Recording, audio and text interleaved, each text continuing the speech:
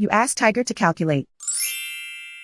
This deals with finding the midpoint between 2 points. The midpoint between the 2 points is -59, -16. Let's solve it step by step. Plot the 2 points and calculate the midpoint using the formula. The coordinates of point 1 are, x1 equals -19, y1 equals 9. The coordinates of point 2 are, x2 equals -99, y2 equals -41. PM represents the midpoint of the 2 points.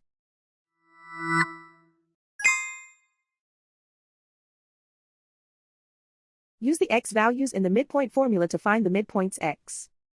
x1 equals -19. x2 equals -99. Simplify the arithmetic.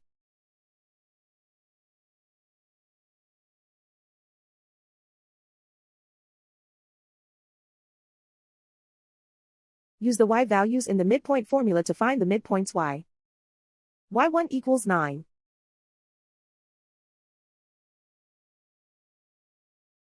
y2 equals -41. Simplify the arithmetic.